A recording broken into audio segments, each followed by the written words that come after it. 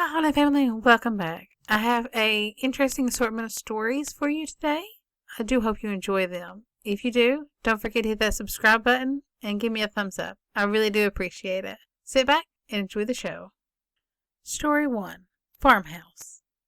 When it comes to the paranormal, I think that what we don't see is much more chilling than what we see visually. This was definitely the case when my parents visited an old, rundown farmhouse in Michigan. It was sometime in the mid-70s. I've been told the story numerous times. My parents had just returned to Michigan after having lived in Iowa for the past couple of years. They enjoyed taking country drives on weekends and were currently looking for a fixer-upper house to buy, hopefully out in the country. On this particular occasion, they were just a few miles outside of the village of Bedford when they passed a house with a for sale sign nailed to a tree in the front yard. My dad stopped the car and backed it up so they could view the house. Naturally, it didn't look like much from the outside. A neglected farmhouse with maybe 2 or 3 bedrooms. Some of the windows were missing or broken. The paint was peeling. Other than that, it looked perfectly livable with a little repair. My mom looked at the phone number on the sign, and they drove to town to their apartment to call the owner. When they got her on the phone, they found her to be a very nice lady. She invited them to go back to the house to look around themselves, and said that she always kept the door unlocked. This was back when people could be trusted. They got back in their car, and they made the 15-minute drive back to the house. It was a bright sunny day, and after they had finished exploring the overgrown yard and outside of the house, they tried to get in, but they couldn't. The door was locked. This irritated them a little since they had drove back out to the house for nothing. So they got back into the car, and they drove home to call the owner again. She apologized repeatedly, but seemed a little baffled. As the lock on the front door, the door which they used, could not be locked without the key, and she had the only key, she invited them to come to her office and get the key, if they were still interested in seeing the house. They did, and they made their 3rd trip to the house. This time they went straight to the door. Before trying the key, my dad tried to open the door again. The knob turned with ease, and the door swung open. Somehow, it had been unlocked in the past hour. That alone was enough to make them wary of purchasing the house. But they proceeded to look around, taking pictures here and there. The first room they entered was the kitchen, a large kitchen, and that appealed to Mom, as she loves to cook. There was a rows of cupboards that lined the kitchen wall. My dad says there must have been 40 or more cupboards, ample space to store cookware. They moved into the living room, and then upstairs to the bedrooms. They spent about 20 minutes in the rest of the house, poking around, imagining where furniture would go. In fact, they nearly forgot about the incident with the door. As they walked downstairs into the living room, they were quite convinced this may be the house for them. In the middle of the country, no people around, plenty of privacy, the quiet of the woods all around them. They passed through the living room into the kitchen. When they did, they stopped dead in their tracks. To this day, my dad says that both their jaws nearly hit the ground when they saw what had been done. Each one of the cupboard doors had been opened at an exact 90-degree angle after having them all been closed 20 minutes earlier. In the time that they had been in the house, they had not heard so much as a footstep come from the kitchen, let alone any type of noise indicating movement of the wooden cupboard doors. In the city, it would have been a little more understandable, but out here, they could hear birds singing a half a mile away. If anyone had time to open 40 or 50 cabinet doors without making a sound, they definitely would not have been able to do so in such a precise manner as this. After standing there in awe for a brief minute, they hurried through the kitchen and out the door to the car. My dad started the car up, and they drove back to the owner to give her the key, and they gave her the story, and declined from looking any further into purchasing the house.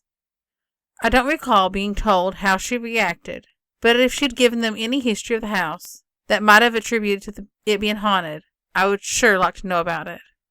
The house is no longer there. It collapsed a few years later. But I've been by the foundation many times and seen the remains.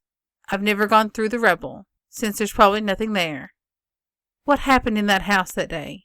Was this an unusual joke by an extremely clever prankster with nothing better to do and a lot of time on his hands? Or was there a spirit in that old farmhouse that did not want my parents to buy the house? Story 2. Haunted House. I had just turned 17, and we had just moved here. I shared a room with my younger brother, and my sister, who had just moved in with us, had her own room. My parents had their room, and all the bedrooms were off one hallway. About 1 month after moving in, I started to differentiate the sounds I heard at night. It was cold, so we ran the heat during the night, but I noticed sporadic cracking and banging sounds throughout the house. All the bedrooms were on the north end of the house. There was a family room attached to a kitchen on the south end of the house. This is where I would hear the distant bangs on the wall at night. 3 months later, my older sister moved in with us. This is when I moved into the room with my younger brother. The bedroom was the first bedroom, or the front bedroom. Immediately I started hearing footsteps coming from the family room. I would wake up around 2 or 3 a.m. and hear someone walking around. I kept forgetting to tell my siblings, as I had such a busy schedule at school, and we really didn't hang out much socially. Time went on, and I eventually mentioned the footsteps to my brother, who said that he had heard them too sometimes. The next time I heard them, I woke him up too. They always walked around in a circle in the family room, but this time they started to walk down the hallway to where the bedrooms were. We heard the footsteps stop at our door, like someone was standing outside in the hallway. We opened the door, but there was no one there. This became a regular thing for months. My brother would wake me up if he heard it, and vice versa. Summer came, and I graduated high school. A friend of mine had a pool, and my siblings and I were hanging out there one day during the week. We had 40 days in a row where it was over 100 degrees. I remember quite a few 110-degree days that summer.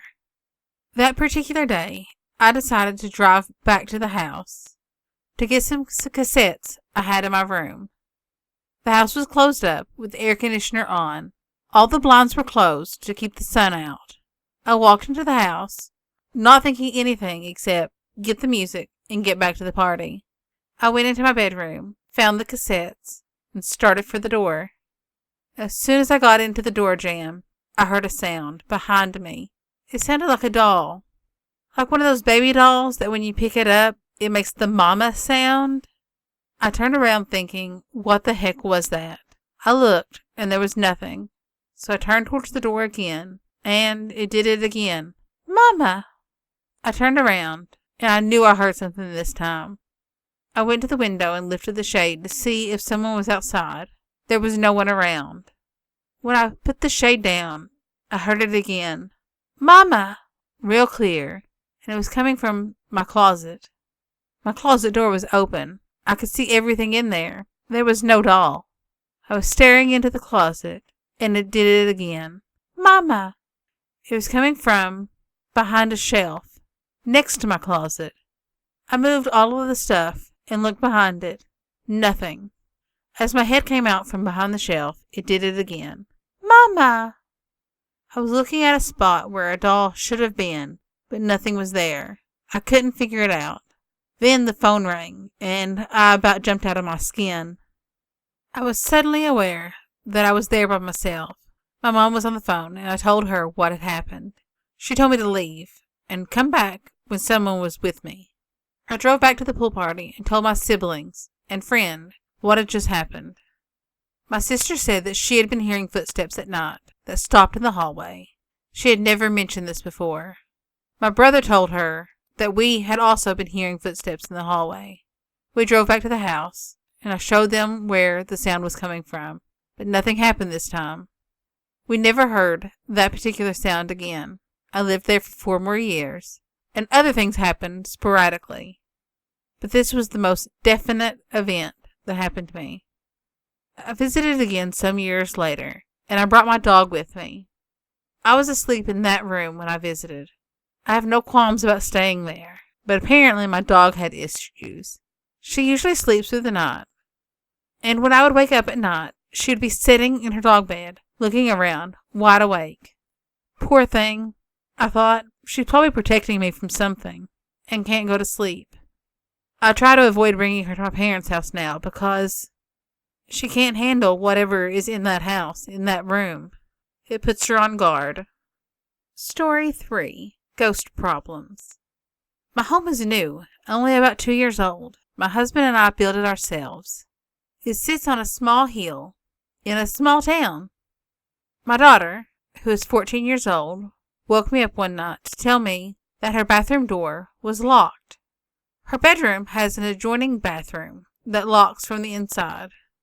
I assume that she had locked it when she was in there earlier in the day, and then walked out and shut the door behind her, with it still locked by accident.